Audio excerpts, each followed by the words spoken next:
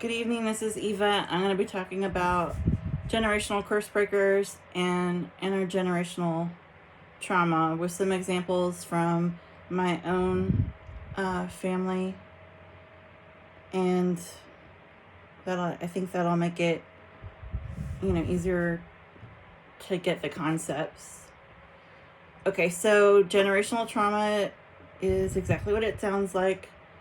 It's basically when a family member, like let's say a great grandparent, has been through something really traumatic, like let's say they were part of a war and they have really bad experiences from that. Like maybe they remember being hungry when food wasn't being allowed to be brought into their community, and so they totally know what it feels like to be hungry and having to eat like really inedible things just to stay alive. And that's like kind of haunted them, but it's not really maybe something that they've talked about in depth with their family members. But all their feelings and I guess attitude around food or around family and how they sort of interact in terms of like providing subsistence or even just their overall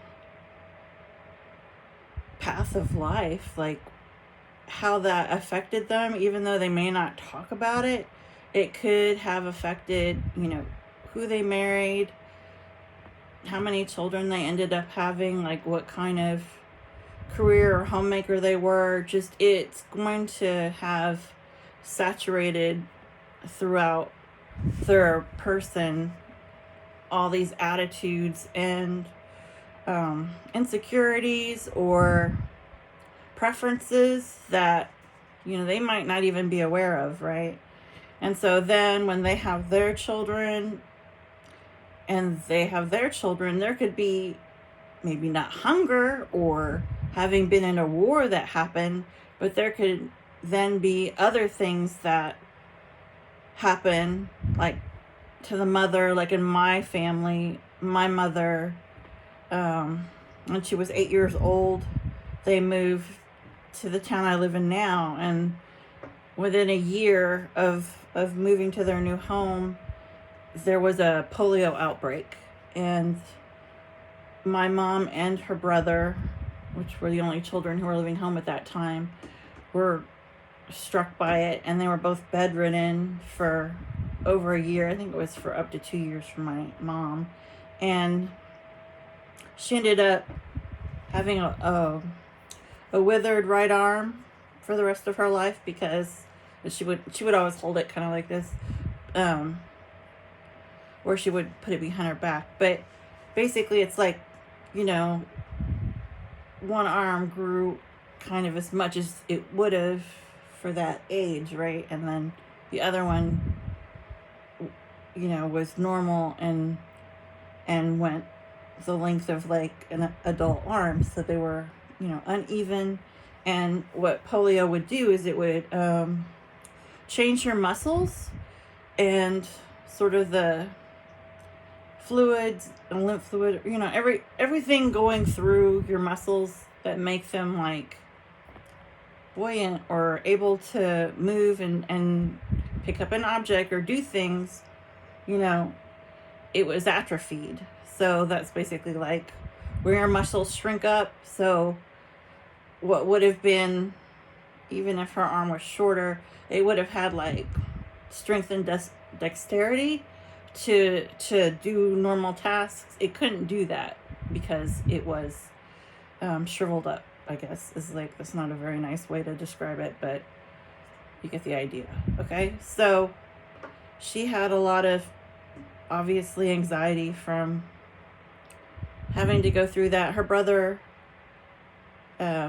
he lost kind of full use of his legs, I guess, from the muscles in his legs, though his arms were fine. he was 15, and then he ended up having to kind of like when somebody has muscular dystrophy and they have those crutches that are like they kind of look like ski poles, and they have like a brace right around their here. He had to use those, or wheelchair if he wanted, but he usually always had the braces. And he went on to become a neurologist and move away to New York City, and he was very successful. But he had that experience. So my grandmother, was really affected by, of course, her children having these experiences. And then, so with the trauma, then it would be like, okay, so let's say great grandmother was, you said the thing about the hunger. And then my grandmother, what she had to deal with the polio with her children. And there were other worse family things that happened on my mother's side, where my mom ended up being diagnosed at 19 with paranoid schizophrenia, and she basically refused all care. So she was never like well for very long periods of time. Obviously she was well enough to meet my dad and get married and have one child, which is me, but she never really was able to hold a job. And the side effects from those medications were really bad. And my dad also was bipolar, and he was on lithium for years and years, decades. And that affected him. So then when I was born, it'd be like, okay, we've got a lot of stress, right? So then I would unknowingly inherit sort of, sometimes they say like the genes, like your DNA structure or whatever, or your gene, the trauma would, by epigenetics, will say that it'll go through sort of your DNA, and then like cause, then like you might have you would have all your emotional capacity like not related to them, but the trauma, it's been studied and said now that then I would inherit sort of these negative feelings, or like if you look at it from a generational curse breaker scenario, which is very different. It's not really science based, it's more based on spirituality, or more like psychology. And I'll get into that more. But so anyway, then when I'm born, so there's all these things that have happened in my family. So yes, I had depression in high school, and ended up having addiction in my early 20s. And later on I ended up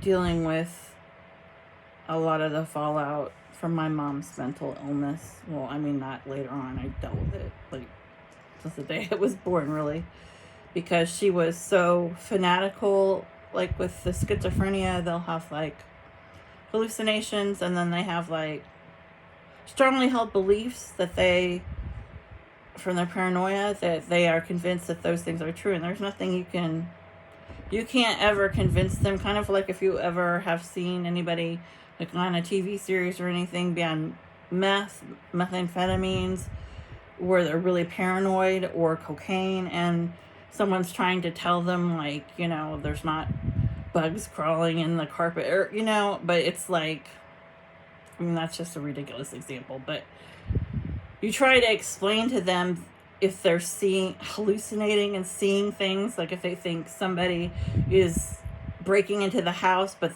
that's not happening, that's completely not reality. That's their own drug-induced state. Imagining that, like, no matter what you tell them, there is no way, like, they'll might, forcibly push you physically away from the door and become, almost violent, because they're convinced that that is actually what's happening, because that's what they're seeing. So in that way, mental illness, or, well, schizophrenia, especially paranoid schizophrenia, is much like that. Like, you can't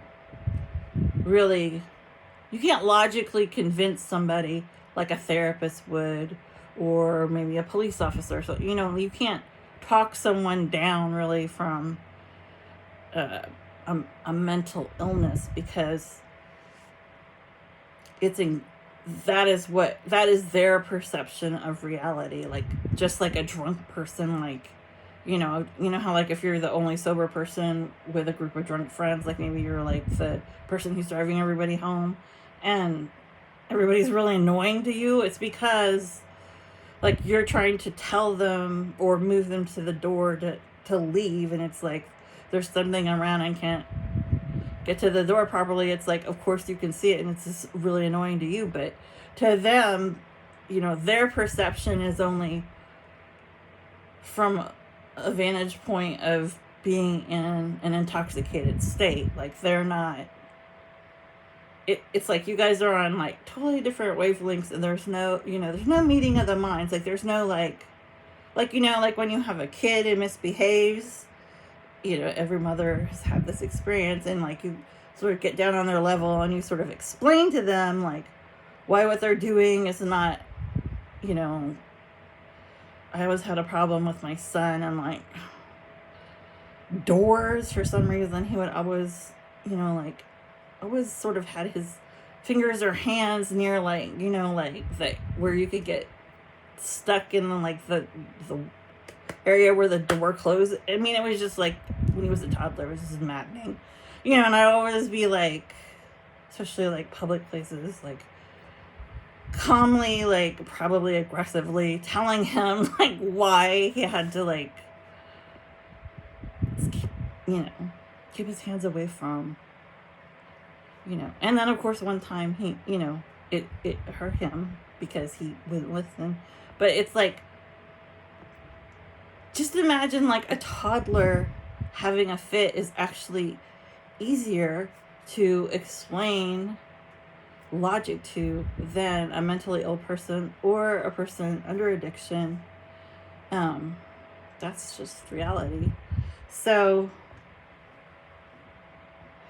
why did I bring this up? Oh, because I was born premature. I was like 4.5 pounds, but my dad delivered me by reading a library book, because my mom refused to go to the hospital because she didn't go to any checkups when she was pregnant at all.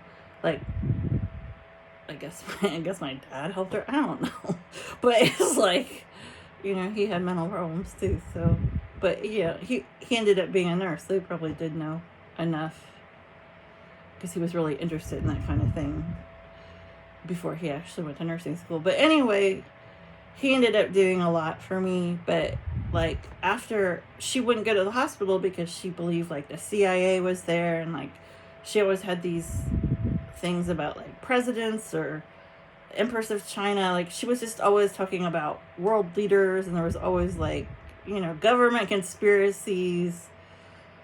That's, like, a big one with mental illness and paranoid delusions. God stuff is usually, like, the mentally ill are often feel like they are being directed by God to go do certain tasks. Like, maybe God told them to drive, 18 hours away and then go walk in this field, in the middle of a state they don't even know where they are, and, like, go try to find something that, that's totally not true at all, but it's like, that's what they believe. So like, even though I was premature, I never went to any, like, follow-up appointments or anything. I guess because my dad's Carrie turned out to be, not have any major issues from that. But like today, when kids are premature, the incubator, and like there's a whole procedure, and that would be, kind of considered life-threatening, really. But the reason I'm bringing this up is this like, so as you can see, I've already talked about like quite a lot of family negativity, and I wouldn't say that there was really, maybe there was, we didn't really have like alcoholism or but that is a common thing, like how alcoholism or drug addiction will run through families. There's always a big to-do about cheating, like with the Kennedys. There was always this, is there a gene for men who have extramarital affairs all the time and continually cheat no matter what, if, it's a common practice by the other men in the family, or is it just a learned behavior, like the son saw the father do that or the uncle do that, and so that they're just copying them. So that's also another big controversy. There's also violence, like the question of, is violence an inherited gene, or is that just also a learned behavior? So intergenerational trauma would then just be each person in the family, spoken or unspoken, they're carrying those wounds from internal wounds from like each different family member, though there's no like, it doesn't have to be like stated. Like a lot of families don't talk about, they don't, like if you ever heard that stereotype of like, oh, grandfather's been in the Korean War or whatever, but he doesn't ever talk about it, even though like he might have seen like his buddies die or something. But it's like, it doesn't have to be spoken, it doesn't have to be realized for, it could be like the grief from miscarriage or stillborn or something like that happened, or a child getting killed, that's not even, other people in the family don't even know about it, but that grief would then carry on. And so you also have just general like patterns of behavior. So each family, like, have you ever heard I think it was Anna Karenina. Is it Anna Karenina by Tolstoy? I think there's like the famous quote. It's like, every like happy family is the same, but every unhappy family is unhappy in a uniquely different way. That is not the quote, but you get the idea. So it's kind of like that, like each family would be passing down these different biases or different griefs or undealt wounds. But that's also, then you also just have like the everyday things that we go through, like having bills we can't maybe keep on top of, or problems with teenagers, or like whatever, job issues, or like being disappointed in ourselves for like maybe not following our dreams or whatever, or like divorces, like all that would still be happening. Then like if there was alcoholism or like any kind of like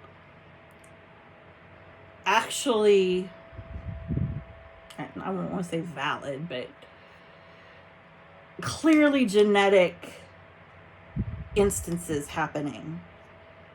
Intergenerational trauma, that is not the same thing. It's separate.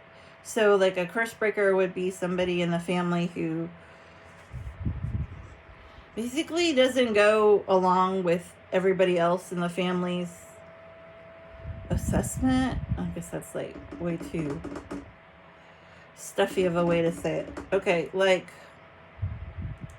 there's usually like a black sheep of the family. There's somebody in the family who like is kind of like the tattletale of the family, or like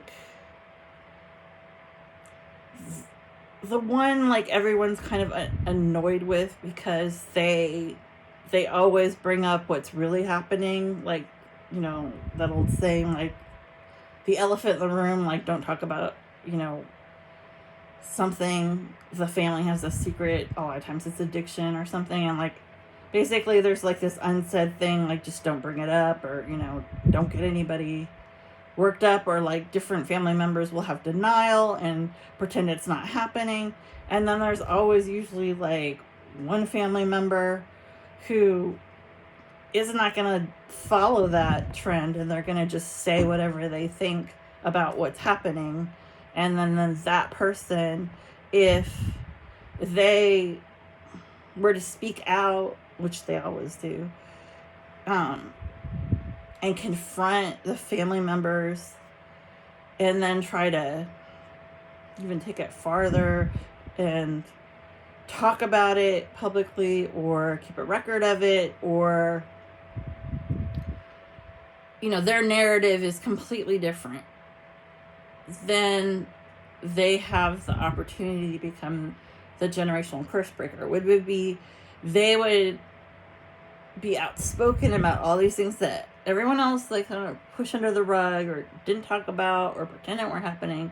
And then this particular family member, they're usually younger, would then, you know, maybe there's somebody who, you know, publicly, you know, is just very vocal about what they really think was going on.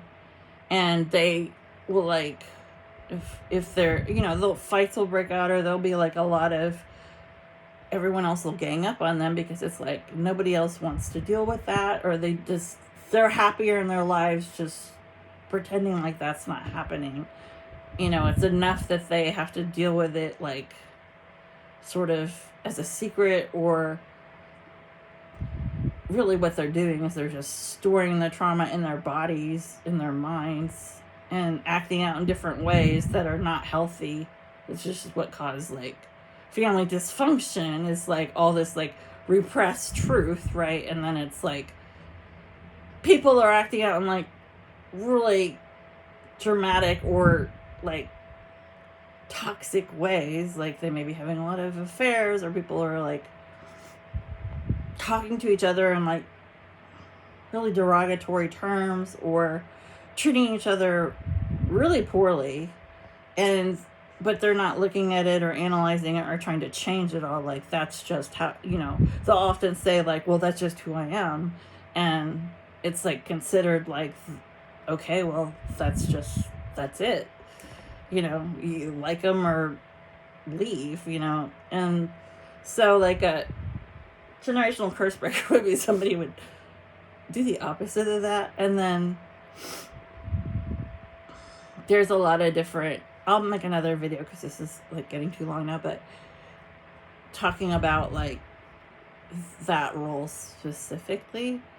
But I know, okay, I'll bring this up, but it's okay, you gotta keep a calm demeanor. Okay, like when I was robbed, and I got a traumatic brain injury from a robbery 6 years ago by from an online date, and it was like in broad daylight, and it was at a public park. Okay, so I'm not gonna say what their nationality was, but when this pistol whip, so then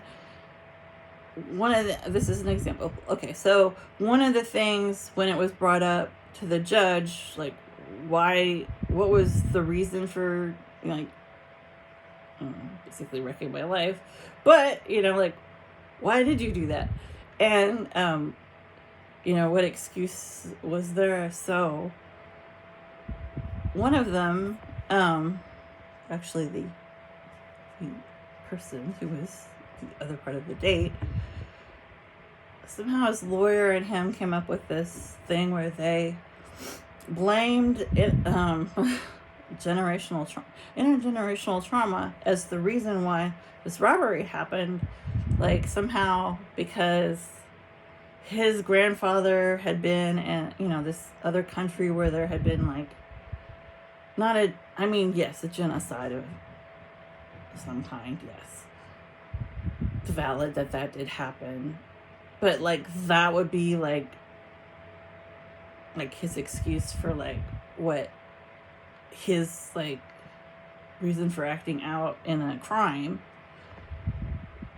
So, even though I totally love all this stuff I'm talking about and these psychological concepts, and I find all of this stuff absolutely fascinating, talk about generational curse breakers, until the cows came home. But, however, when I was in the court hearing this for the first time, I was not a happy camper. I did not like that. And, yeah. So there you go,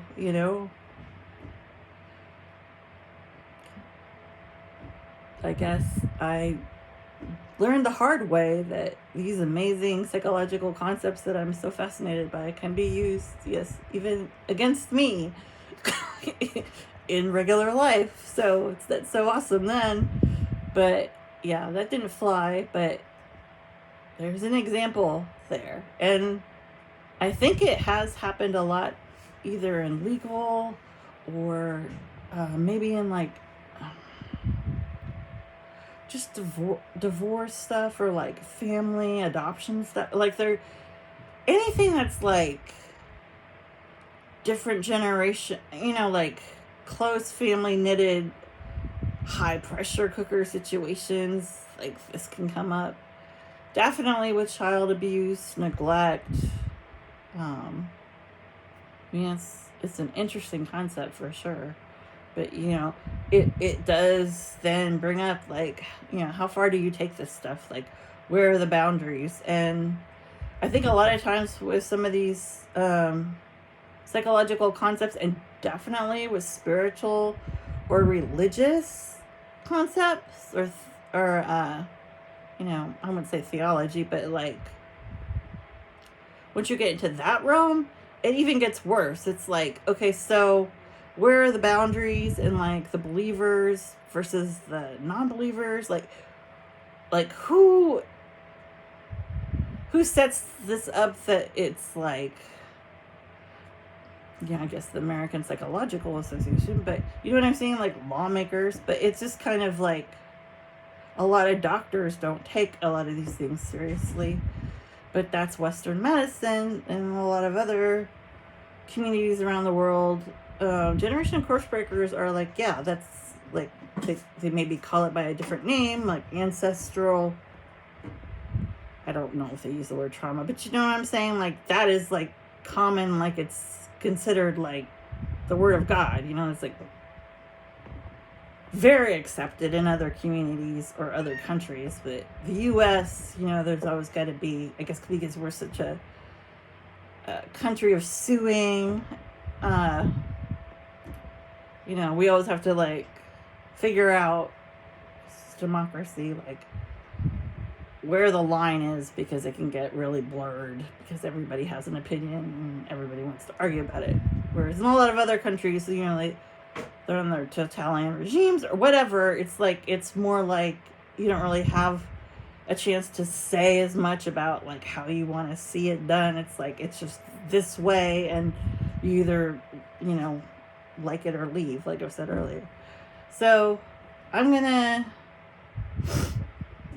maybe come back and do something where I'm giving specific examples, because even though I did bring up my family, I think I'm not going to get into more of that right now. But I don't think I did it in, like, a way that was, like, perfectly logical. Like, maybe I needed, like, a drawing or draft or something that would show you, like, the actual sequence, and it makes it simpler than just all this information sort of dumped on your lap. But I guess that's it. I've probably said enough times, so that means I'm gonna end the video. Okay, have a good evening.